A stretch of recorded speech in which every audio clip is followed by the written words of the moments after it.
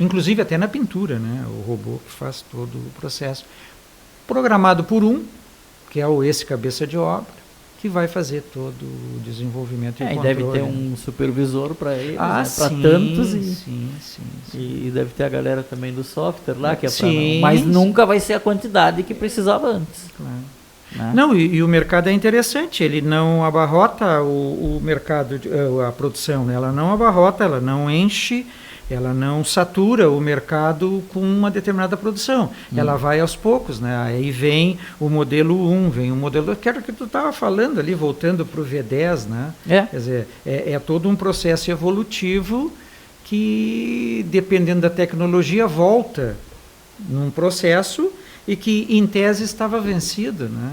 Que volta com uma carga tecnológica maior. Essa questão do motor aí que tu estava E como comentando. Isso tudo interligado, porque para isso funcionar que tu estava falando, eles criaram, o pessoal lá da administração chama de just in time, né? Sim, é assim, porque daí essa fábrica adaptada ao tempo, né? Isso, essa fábrica moderna, ela não tem mais grandes estoques de peça, é tudo Fordismo ali, né? Mas aí o que aconteceu, né? Para esse just in time funcionar, tem que o mundo inteiro funcionar, né? Sim. Começaram essas guerras. Sim, a Ucrânia e Israel, principalmente. E aí a questão dos Houthis lá na entrada do Golfo. Os Hutus e os Houthis. Isso, os barcos, ao invés de passar pelo canal de Suez, dando a volta por baixo da África, levam 15 dias a mais e custa $1 milhão a mais o transporte. Exato. Ralou com o just in time lá das fábricas. Que as peças não estão chegando no tempo. Não estão chegando no tempo. Isso é fantástico, né? E nós vamos colocando os problemas para nós mesmos, né? Nós, eu digo, o ser humano.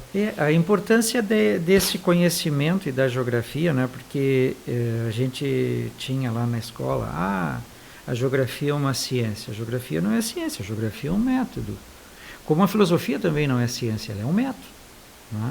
Por que eu digo que ela é um método? Porque ela, num determinado período histórico, tu estudava em geografia a climatologia, a geologia, né, a hidrologia. Isso tudo, com a evolução, tornou-se ciências independentes. Mas a geografia, como método, ela se apropria desses conhecimentos para explicar a constituição e a organização do espaço mundial, onde entra o humano, entra a geografia humana. Eu, por exemplo, acabei tendo uma formação básica na geografia física e depois eu comecei pela história, comecei a fazer um outro tipo de trabalho. A geografia humana foi onde a gente se conheceu ali no ISP, né, dentro